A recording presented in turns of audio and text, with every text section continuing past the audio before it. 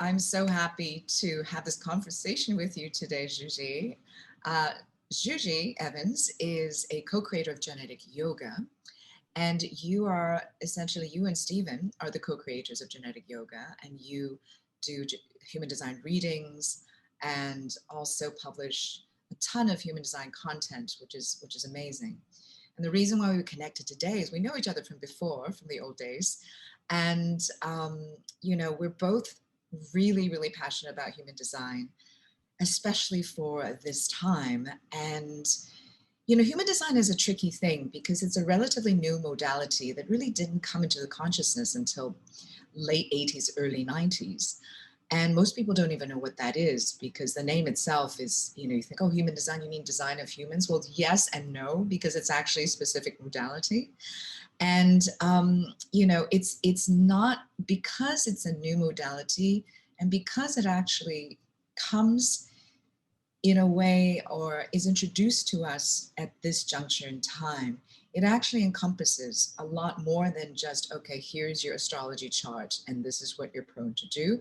There's a whole deeper layer into understanding it.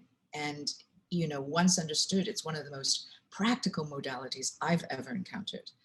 And I love what you do, Zsuzsi, because you guys have a series that basically gives examples of real life individuals, their type, let's say they're a projector and they're a 2-4 or something. And okay, what does that mean? How do they exist in the world? Because human design is such a modality about life strategy and how to be uniquely you and how to really cultivate that inner authority. So we're not relying on outside cues of how one should behave or how one can live a fulfilling, successful, and productive life. So yeah, and I'm so happy we connected, and this is also for How Things Connected. This is a great collaboration because you know, for my podcast at least, and we both have podcasts, it's so important to actually make these connections for people between sort of not just their material world, but their energetic selves, their spiritual selves, how their heart and their body, their mind and their spirit really come together in an integrative way to be in the world. Because I actually feel that's what is called for at this time of ascension that we're in right now, which really, really asks for us to be more conscious and more alive. Yeah.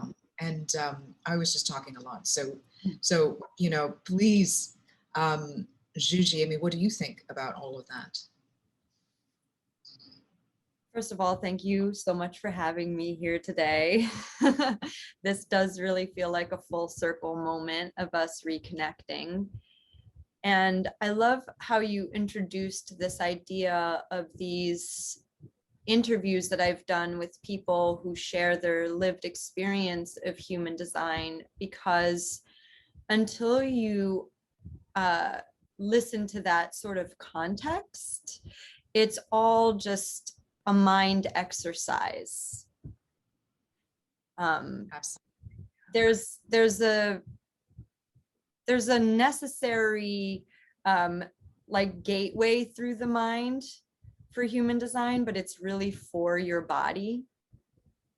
It's really for your unconscious self, because once you start applying this strategy to your everyday life, your mundane existence, it's not about any sort of like magical, you know, instantaneous overnight upgrade. It's more of this unfolding over a long period of time of how you can meet less resistance in the world and experience more of what life has to offer in terms of satisfaction and success and peace and surprise, even of what can unfold when you remove your mind as a decision-making tool, and the sort of harmony within yourself that you can experience that you can talk about, but until you experience it for yourself, it's still just an intellectual concept. Exactly. And that's one of the things I love about human design, because in itself, it's kind of yin. It's very feminine um, driven, in the sense that when I say feminine, I mean the feminine principle of reception, of connection to body, of receiving, of experiential living and interaction. And it's this connection to body and to the heart. And even, like, a lot of analysts have said to me, if you look at the human design chart, nobody really looks at what's above, head and nostril. It's okay, yeah, whatever's up here, but it's all about sort of from our sacral, from our root chakra area, all the way through to the throat. This is like really, really much more important. And it's I think in our society these days, everybody, it doesn't even matter, where you're from, we're so busy, we're so mind driven, we're so concerned with problem solving, and we forget so much to actually connect to our intuition and connect to this direction that, or excuse me, this body, which gives us so much intelligence. Mm. And I feel like that's what human design can provide as Yeah, a well, blueprint.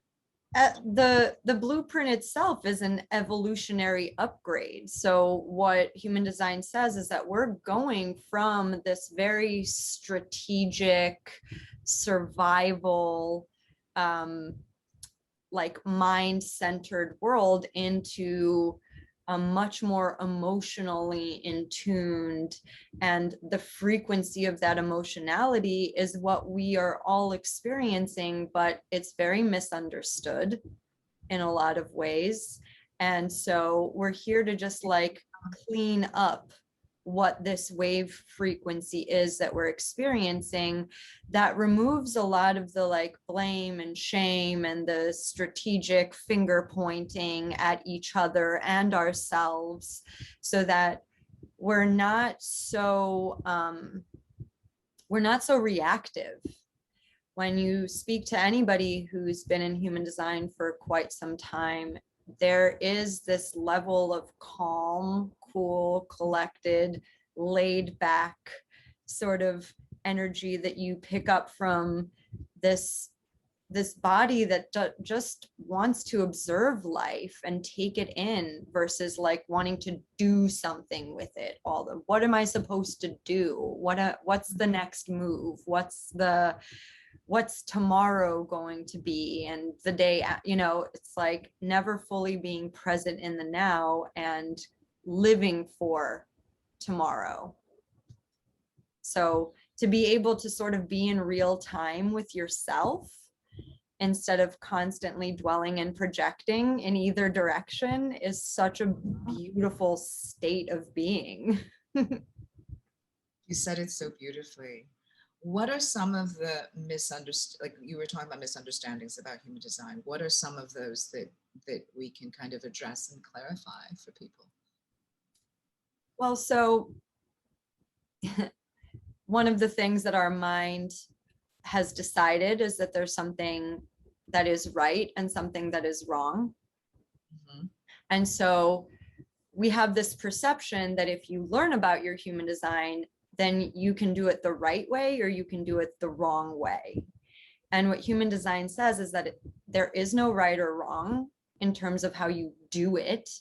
It's more of a measurement tool for how you make decisions. And if that decision as a generator is satisfying, then that's a way to measure if that decision was correct for you. And then if that decision ended up being frustrating, then you have a measurement tool for like, was that incorrect for you? And it's just a constant observing through this lens of, am I frustrated or am I satisfied? Or for projector, am I bitter or am I experiencing success? So it's really about whether or not you're observing your life through this lens. It's not about doing it right or wrong. the mind has a really difficult time with that at first. It wants you to get it right the first time, and then you may like add to your frustration because you should have done it or could have done it or ought to have done it some other way. And that's just the mind clicking back in as your authority. And we're here to really surrender to what our true authority is, which is unique to each and every one of us. In fact, you know, your type and your strategy and authority as the human design system offers it to you is just a very minuscule part. It's very important. It's what you return back to when you're really observing your life. If something isn't going correctly, then stepping back and returning to your strategy and inner authority is the bottom line. But there's so many nuances in this chart that are synthesized into who you actually are as the decision maker in this equation that is basically a lifelong study of yourself. It's beautiful. It is. It's completely beautiful. You were saying earlier about, you know, as we evolve, it's this emotional response. It's paying much more attention to that and actually cultivating this inner authority. And what's interesting is that it's about cultivating inner authority, and lo and behold, what's happening in the world right now. It's actually asking us to be more resilient. There's a spiritual strength that needs to be cultivated because we are in a time of extreme polarity that might get worse as we go along. But it's not a good and bad thing. It's like, how do we respond in an evolutionary fashion? And that's where I find human design so incredibly powerful. And, you know, how synchronous is that? You know, it appeared literally at the time, you know, where it's very much needed now. Mm-hmm. I mean, we were talking earlier about, we were actually sharing, you know, types and profile numbers and what does that mean? And yes, it's only a small part. However, you know, what I think would be helpful, I mean, I'm happy, you know, I'm a 4-6 generator, and you know, I'm happy to share my experience with that because I've learned so much. And it's never, this is the thing that I find so special. It's never a one-shot deal, like you said. It's absolutely about lived experience and then kind of having that trigger. Wait a minute. Oh, I remember that's actually my design. Oh, so that's how this piece works. So, I mean, as a basic example, let's go basic and then sort of more, you know, deeper and deeper. As a generator, you and I are both generators, right? Mm-hmm. Our strategy is to respond and not initiate. Mm-hmm. So I definitely, you know, in so many times in my life, I've initiated things and, you know, basically have gotten, you know, shut down or no response, or it doesn't work until I'm actually the one who responds. Or, you know, even if it's like whatever it is, personal relationships, work-wise, that's definitely been true for me. And as I mean, I've even had to ask myself and pose questions to myself in yes no questions, as opposed to, you know, here's, you know, a big choice. So for example, it's like, well, where do you want to go? What food do you want tonight? Which restaurant do you want to go to? And I'm like, oh, it's just, it's too vast. Can you put that in Especially in a, New York City. How do you choose a you know, restaurant in New York I City? know, exactly. And it's like, okay, can you give me like restaurant A or restaurant B? Then it's like you know, as a generator, I really respond viscerally. I go, ooh, yes, mm-hmm. Or, oh, no, no, no, no, no, no. And it doesn't even, it completely bypasses the mind, which I love. And since the moment I discovered that about myself, it's actually been such an amazing tool for me to say yes or no to projects. Mhm. because, you know, it's a very accurate way for assessment, instead of, you know, letting the mind interfere and then try to persuade myself logically why something is a good idea when in fact it's a really no, no, no. Mhm. So yeah, that's been like super helpful.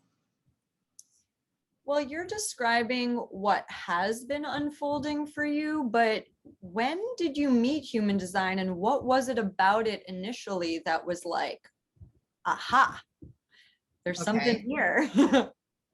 So the way it happened was, you know, someone showed up and he was actually both a practitioner of shamanism and human design. And so he kind of looked at my chart. And the first thing he said was, oh, you know, it is 4 6s have a 3-stage life.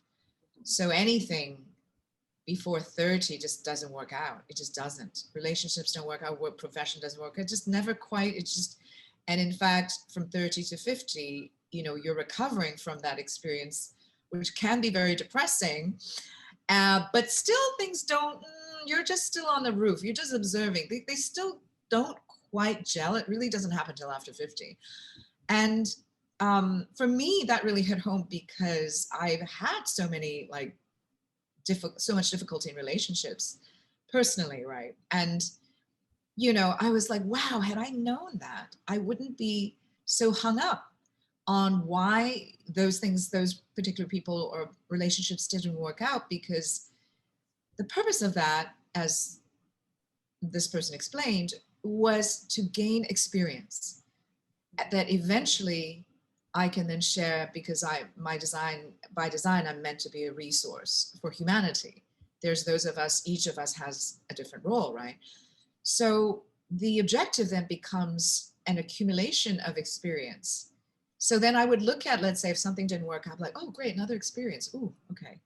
Another piece in my treasure trove, right? It's like, okay, let's move on to the next. Let's have as much experience, lived experiences as I can. Then I don't get so attached. I would not have been so attached to those particular incidences. So that was a for me, a very like wow moment. And that's what made me decide to kind of really look into it. Mhm. Um, and it's been super useful since then. Mhm. Mhm.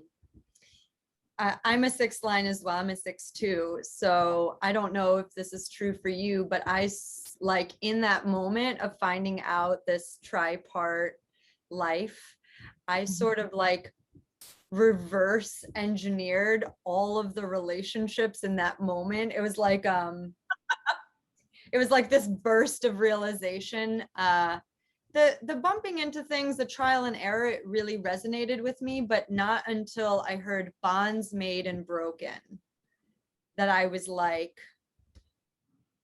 oh my God, that is so me, so many bonds, friendships, relationships, business partnerships. Like it was just this like awakening or like a cracking open in that moment for me of like, oh, that all served a purpose. And now I know so much of what doesn't work. And now I'm picking it apart and making sense out of it. Like, recognizing when something feels like a similar energy to when that was going on before my Saturn return, and being like, okay, what about that energy is like not working and what can I do with that? And Mhm.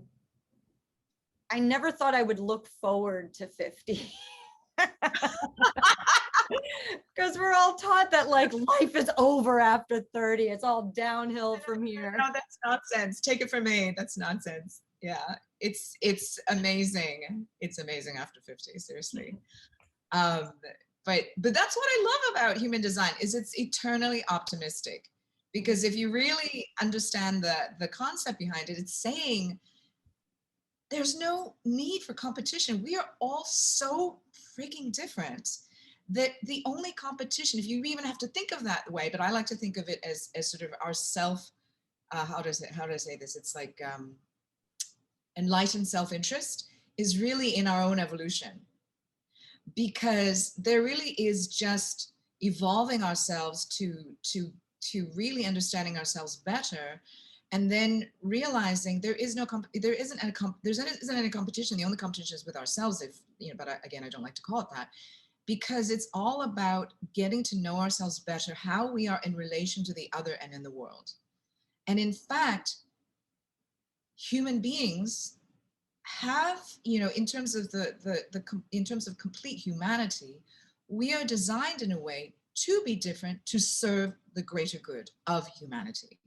So the more we can be ourselves, unapologetically ourselves, the more we actually are reflecting that for others. And the more everybody can do that, we're actually lifting humanity to a whole level of consciousness, right?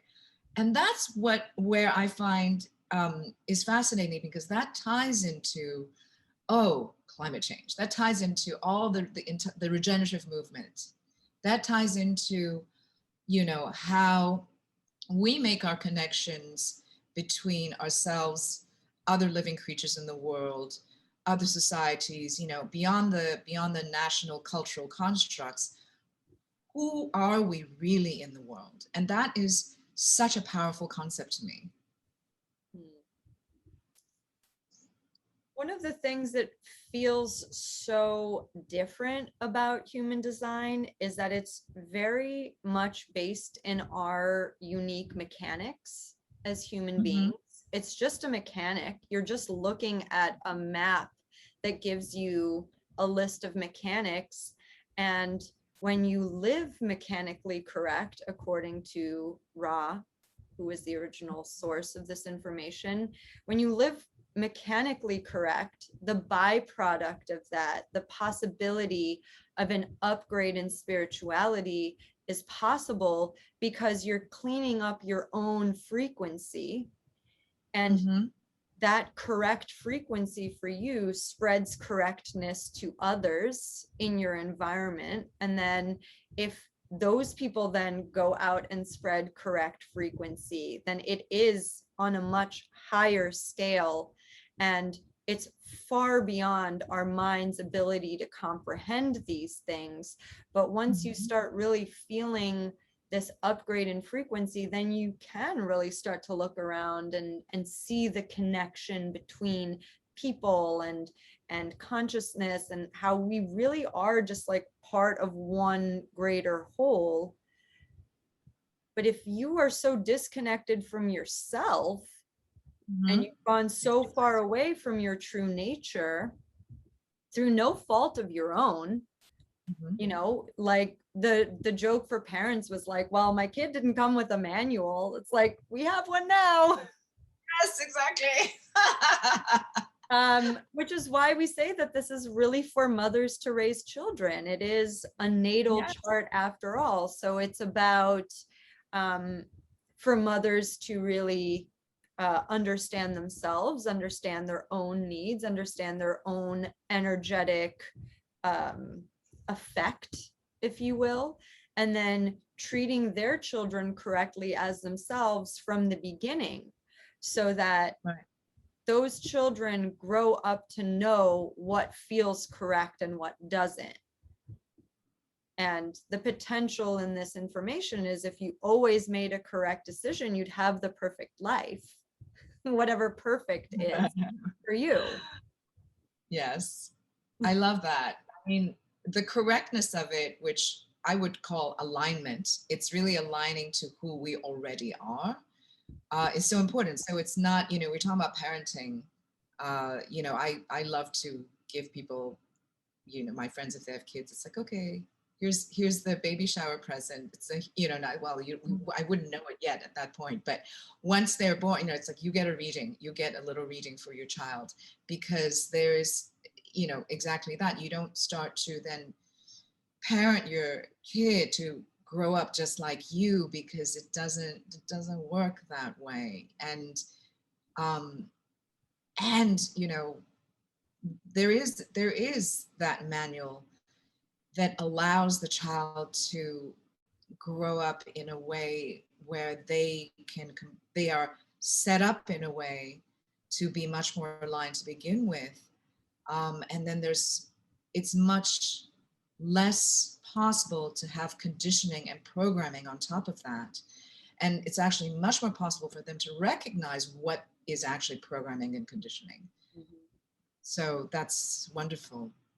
I Mhm. love how you I love how you said that. Well, and sort of the next layer of that is eating, because with this upgraded system, we have the opportunity to observe the conscious part of ourselves. So all of the things that we just talked about in terms of how we respond, what our path is in life, and then the physiology, the unconscious part was the biggest revelation in terms of an upgrade. And so to feed your child correctly as themselves and not put all of these conditioning elements on food, which is very tied to tradition. Eating is very tied to the tradition of the family tribe. And if you have needs that are not in line with that traditional eating pattern, then you get taken very far away from your true nature when it comes to how you're here to really fuel this body. Because of course nothing really has the opportunity to work correctly if you're feeding yourself incorrectly, if the fuel that you're putting in is either circumstantially incorrect or the food itself is incorrect.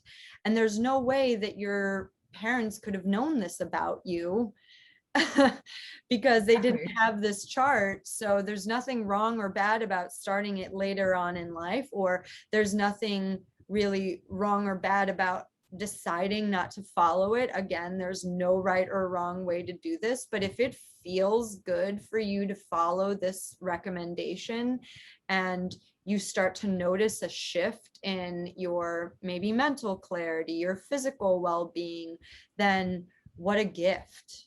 You know, like as an adult, what a gift. And as a mother, what an amazing, you know, removal of conflict in a lot of incidents. I love that. And this is the thing that most people don't even know is that human design actually gives guideposts for eating, for how to eat, and also for living, where to live, and what is actually aligned with each individual.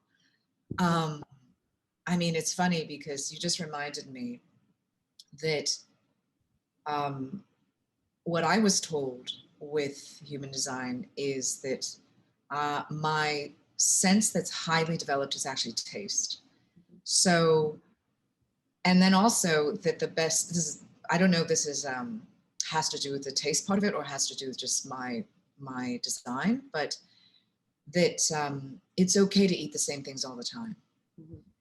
So just because someone says this is more, this is healthier, or this is, oh, try this and do this. And by the way, I'm a very sort of, I love trying everything. I will try everything once. It's not, I like to be exploratory. However, I do go back to, oh, here are the same 5 things that I eat generally all the time. And then I catch myself and I find myself in conflict because it's kind of like, wait a minute, that's not good. I really should be, rotating this and having more of this other kind of food instead. But it does end up being the same thing. And it's actually fine. And to even know that and actually how my body responds, which I have to say that's true for me to eat the same things every day, no problem. It's like really happy to my body and how it works with the food I take in works best for my health that way. Mhm. So it's interesting. Yeah. I am a taste cognition as well. And so there's like different senses associated with how your body recognizes the food itself. So for some people it's touch, for some people it's smell, for some people it's taste, for us it's taste. And so I think that the first thing for me was the permission that if something didn't taste exactly how I wanted it to taste, I didn't have to eat it. That's it. That's it. Yeah. For me as well. For me as well. And I'm like, I don't care how what you say to me, how nutritious it is, or how good for it, how good for me it is. It doesn't matter. If it's not right, it's not right. I love that. I mean, this is a silly example, but yesterday I bought tahini from the store and I was like, I know I paid for this, but this, I don't like the way this tahini tastes. I'm not going to have any more of it. Like, and Good for that's you. like such a waste. And it is like to some degree a great privilege to be able to do that. But if my tongue doesn't like it, if it doesn't feel good in my mouth, then my body isn't going to enjoy it either. So that's sort of like the reconciliation with your mind and the practicality of like, well, now you have a whole jar of tahini that you don't want. Well, you can give it away, or you can share it with somebody Absolutely. else. There are other options. Absolutely. And so then the whole like circumstance of my eating is what it's more about. So for you, it's about the food itself. So these are the 5 things that you really like to eat, very selective in your diet. And I mean, if you're a parent, think about that. Your kid only wants to eat 5 things, but you have this food pyramid and you're supposed to be mixing it up. And like, there's all of this like mental anxiety wrapped up in the amount of different types of food we need in order to have the nutrition that we're meant to have. But what human design says is that if you eat correctly as yourself, and for you that's very subjective, you know, you're the only one that can say what 5 foods you really love to eat, that you will get the optimal amount of nutrition out of that food because that's what your body needs. Now, for me, it's about eating during the day. So when you rays are present, that's when my body has the opportunity to get the most nutrition out of my food. Now, that means that I can eat a very wide range of things because, again, it's just about the circumstances of it being daylight. So if I ate cheeseburgers every single day, all day, that's limited in the nutritional aspect. But if my taste really craves a cheeseburger and like that's what my body is saying that I want, and somebody goes, do you want to go get burgers? And my sacral goes, uh-huh, then like that's what I'm gonna do. Yeah. It's going to be very satisfying, and my body isn't going to punish me for it. Like there was so much like discomfort that I had before when I would eat something when it was solely based on this mental idea that this was healthy for me. Right. Right. You know, I was like, I was completely wrapped up in the not just the mental process of, you know, outside influence, but also what I felt was like gonna present to others as being healthy. You know, I'm in this health and wellness community, so I should be eating kale all the time. And now I'm like, I love red meat, period, end of sentence. And my body feels so complete with red meat. Amazing. Yeah, that's great. It's awesome. What about, this is another one that actually stumps me for a while in terms of living. You know how human design says some people are, I guess, mountain people, some people are shores people, some people are all these. I mean, I don't even know how many types that there are. How does that come into play for you or for people? So what you're describing is the second part of the variable, which is environment. And yes, for some people it's shores, for some people it's valleys, for some people it's markets. And this sounds very literal, right? Like if you're a mountain person, you're here to live on a mountain. right? And so first of all, this environmental recommendation doesn't kick in really until you're past your Saturn return, because the Saturn return is when you're actually supposed to go out into the world for the first time without any influence from your guardians and make those determinations for yourself, right? So the tripart life that you described with being a sixth line doesn't apply in the sense that no other profile lives out a different profile for the first 30 years. But the first 30 years are really a very developmental time for everyone on the planet. So it's this like incredible disservice that we put so much pressure on young people to have everything figured out by the time they're like choosing what college to go to. And that's like how they determine the career that they're going to have for the rest of their lives. And then when they reach 30, they're really supposed to understand, you know, who they're supposed to marry and where they're supposed to have kids and all of these different things. And then we live from this deficit of like, I'm not sure where I want to go to college. I don't know what I want to do for a career. I don't know if I want to have children. And Right. and we live from this like we didn't make it perspective. And when you live from a deficit, all of your decisions start coming from that deficit. So now we're talking about like, you're really not an adult until you're 50 years old. Every collected experience up until then is for this learning process. And you're really not here to know where you're meant to be in the world until you're 30 years old. So that's when it's really about finding your correct environment. And in this case, mountains just means like a higher altitude. And that could be at the top of a tall building.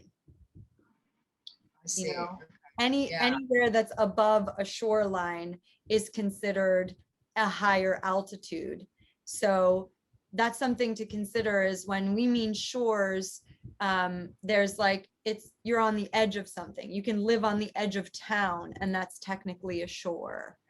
So there's all these different interpretations of what these environments mean. That being said, you know, I am a mountain person. So my joke is that, you know, I'm very ambitious in my chart. So my joke is I'm actually just climbing to the penthouse. Like that's my mountain that I'm like climbing towards. I love that. And another thing about this environmental recommendation is that it's also a part of health. So if you're not feeling well, then perhaps going to a higher elevation will help, because that's where your body feels the most at home. So your opportunity to heal, if you're like following your eating recommendation and being in your correct environment, is exponentially increased if you're in the correct environment for you. I love that. So there's also another aspect which I feel is kind of tied to the environmental. So for example, I'm a shores person, right? And you know, the recommendation for me is always kind of staying on the edge. If there's a massive conference, I'm the one that sits on the almost outside the conference room peering in, or like right at the edge, right? It doesn't serve me to be smack in the middle. So I'm also a very individual activated person. Some people are tribal. I think the other one is logic. The other one is, what are the other, I don't even know what that's called. So there's individual circuitry, there's tribal circuitry, and there's collective circuitry. Mm-hmm. And so individual circuitry, like you have, is associated with being very mutative in nature. So you're here to live correctly as yourself, and that naturally ends up mutating others in their process. You don't really have any control or like mental connection to what that means, because mutation is unexpected. It's not controllable. So you may have said something to someone one day. You may have shown someone a human design body graph. That's exactly what exactly. Completely change the course of their existence, and That's you what happened had with your name. no conscious control over that.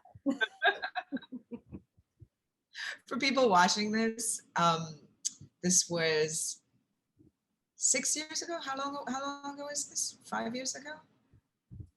Could have been. Gosh, Something time is like just like such an illusion at this point. right? Like 5 or 6 years ago, and that was the last time I actually saw you, was showing you a human design chart. At that time you didn't even know what it was, and here you are now. So it's amazing. Wow. The way but I'm asking this question also because the way I feel mutation, it's transformation, right? So what I found in my life and how it's appeared is that yes, there's that uncontrollable aspect that's super mutative, because I have no idea how I'm going to affect other people, and it does. Some tiny thing I do will affect other people. But on the other hand, I'm deeply mutative in myself. So I have transformed in my life so many times. I've changed careers. I've gone different directions, and it's like a whole new life again. It's a whole new life again. It's like there's a new set of friends, it's been constant like that for me, which can feel very almost destabilizing in a way, because I'm a very, on the astrological side, I'm an earthy Taurus. So this is like the opposite of that. And it's something that I've had to, in my life, really reconcile. But interestingly enough, that's also what it's actually showing, what it's indicative of, is this constant, not conflict, but this polarity that I then am able to master so that it serves me, because otherwise it can completely derail me. But that therein lies the work, and hence I'm in the field of consciousness and wellness as well. Like this is exactly why. So there's a beautiful synchronicity, a beautiful harmony in how all these pieces come together, and it's amazing. So so the individual piece is interesting, because the not self theme, when I'm not aligned, I tend to go tribal. I tend to be like, okay, everyone, let's get together. Let's do this. Let's come together. And that comes from truly a good intention. And I'm always disappointed. And then I get really depressed about it, because, wait a minute, why? How come, this is such a good cause, or this is such a good thing, but it doesn't work? Or the opposite, when somebody wants me to join them, it's like, hey, this is a great tribe, come and join us and do this and do that. And it never quite works out, because again, I'm meant to be on the edge. I'm actually meant to be a little bit sort of the observer, and keeping my groundedness, not being influenced by anyone, and not being part of how to say it, of course, I'm part of a greater whole, but what I mean is, on a day-to-day basis, I'm not necessarily part of a tribe. Mm-hmm. So that was very helpful for me, because once I understood that, I understood that's also how I function as a mutative force. Mm-hmm. Because if I'm always part of a tribe, then it doesn't work. Then I'm completely conforming to what the tribal identity is. But I've always found myself sort of rebelling against that, or extracting myself away from that. And then actually that way I serve tribes, and I serve other individuals, and I serve society. And so that again is something very useful for people if they feel so different, or they're like, how come, it doesn't, oh, I want to feel that I belong, but how come it always, because sometimes that gets translated into belonging, but that's actually not true. Because you can absolutely belong if you're aligned into your who you really are. That's how you truly attract the right resonance, and have the right resonance to attract the people to you, to attract the right opportunities to you. So that was an incredibly powerful discovery for me. Mm-hmm. Something that sort of sticks out in terms of you saying, like, I wanted to like get people together, and like, I wonder, in a sense, was that an initiation instead of a response mechanism at the time? That was as well. Which could be wrapped up in that as well. And then, you're a fourth line being, you're an opportunist, right? And what the fourth line is really here to do is externalize what they know, and it's their opportunity to influence their friends, influence their network that they're really here to be a part of. You're not here to influence strangers per se. Like you and I, we met through a mutual person. And so we ended up at dinner together, which is how you ended up showing me a human design body graph. And like, were this catalyst for this upgrade in consciousness in my life. And you didn't even know that until years later because you had no conscious control over that. And it was just your natural networking that brought that into being. And as somebody who is a role model underneath that, and you are here to now live out your role model phase, is like you're here to externalize, and you are here to seek the opportunity to influence your friends just by being uniquely yourself. Like that is the 4-6 profile in a nutshell. So this mutative pulse energy that you have inside of you that has no control over what happens. You're like a tiny little bomb. Every time you walk into a room, everything changes. A very, very pretty bomb. It can be sneaky in that way. Yeah, I love how you put that. I mean, it's again, this is why, for me at least, human design is such a perspective giving modality. It really just takes it takes the edge off. It takes the stress out. It totally is what you say. It's and without that stress, it actually gives us a deeper opportunity to connect further into that, into our feelings and into our emotions, which is so much part of what human design talks about. It's deeply psychological, subconscious, and emotional, which is very different from the more mind-based modalities out there, you could say, in some ways. You said something to me as we were preparing for this conversation, and you said human design has its own very unique, very radical frequency. And gosh, that just hit me so deeply when you said that, because it is such a different frequency to receive. Like all of these keynotes from human design are here to speak to your subconscious, your soul, your being, on a level that you don't really have conscious access to. And if you're aligned to that frequency, then a lot of the time people like very heavily gravitate towards it. And then there are those people who don't, and that's okay too. I feel like I want to give everybody permission to not want to like drop everything and learn everything about human design just because there's so much chitter chatter about it that that doesn't mean it's for you. It may not be aligned, and that's totally okay. It's totally So for us to forgive ourselves. Like Stephen likes to say, this is a guide to no fault living. So that's really.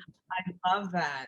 I love that. Stephen is totally on point on that. Mm-hmm. It's true. It's true.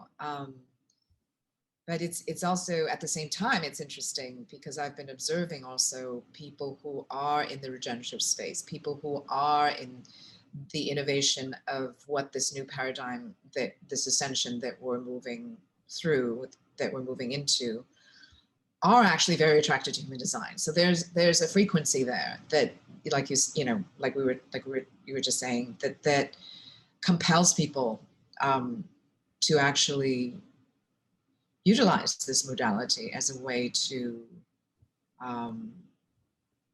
navigate, Mm-hmm. Mm-hmm.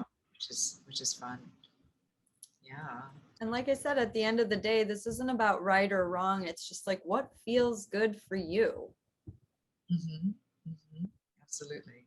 What does your energy get pulled towards? My energy got pulled like like my energy has never been pulled before towards this information. So um I know that it's for me. Uh Uh-huh. and that doesn't I feel like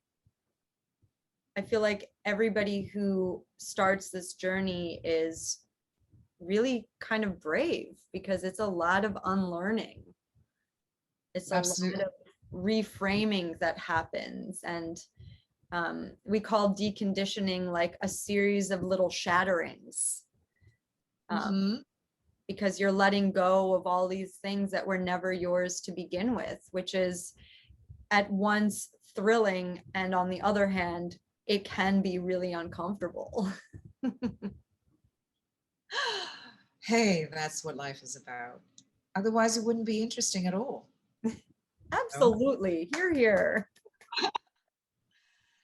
I wanted to ask you, what is the 7 year cycle I keep hearing about?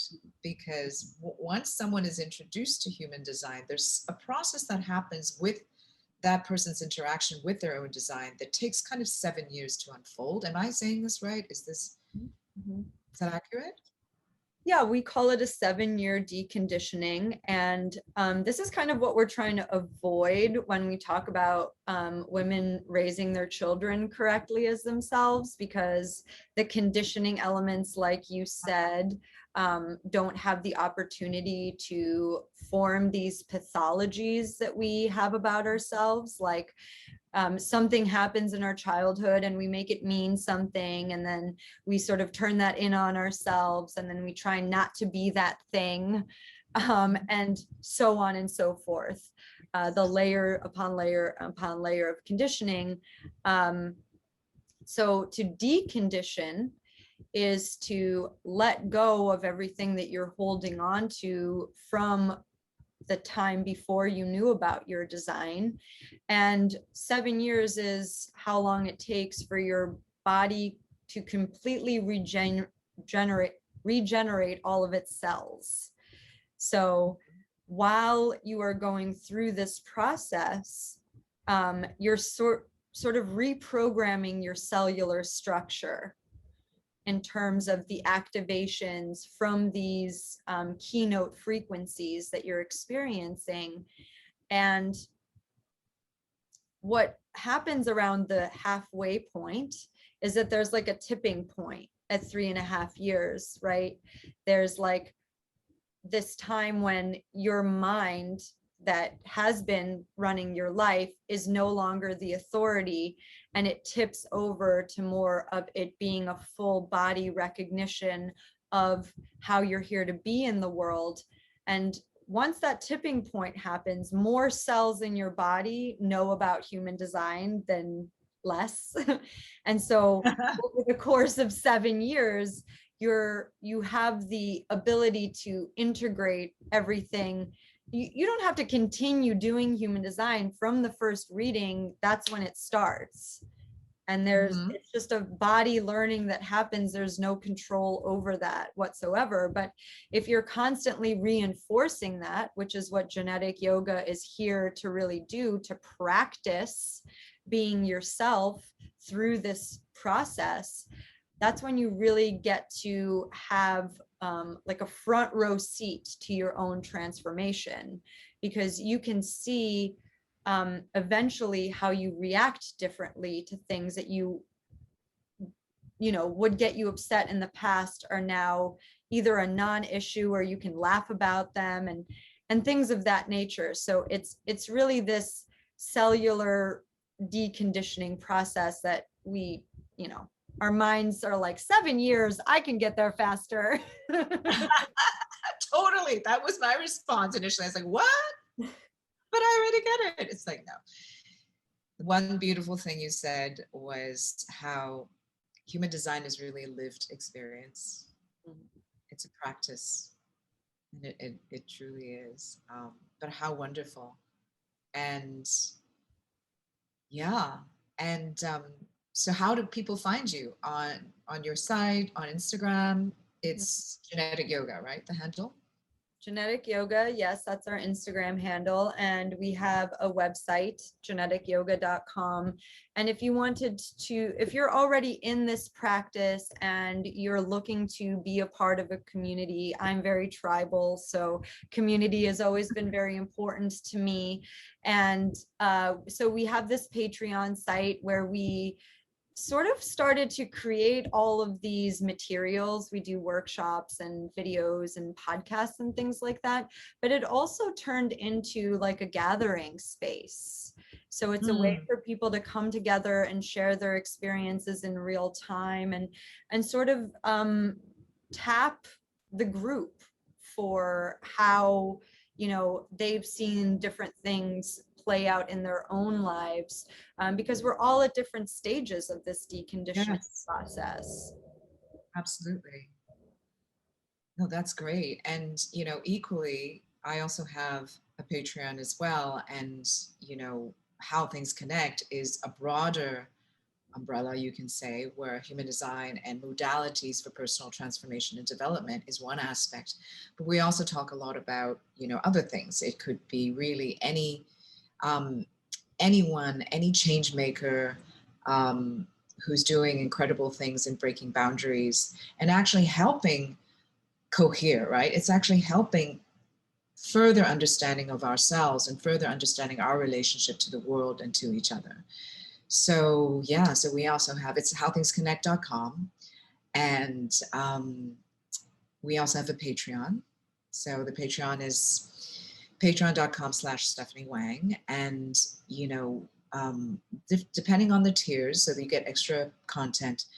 But ultimately, that highest tier is actually also about bringing people together to have one-on-one conversations, to create community, and resonance, because I feel that there's so many people, I'm sure you do too, that's part of, I'm sure, the motivation of you creating your community. There are a lot of people who are waking up, who are, really, especially after the pandemic, where they're looking for a place where they can speak very freely in terms of their own personal, spiritual, developmental experiences. Some may be considered a little esoteric or strange or, unusual for most people. And providing safe spaces for that is really important. And providing safe spaces to be completely transparent is incredibly supportive for people. And that includes all of us, both you and me, to continue that journey.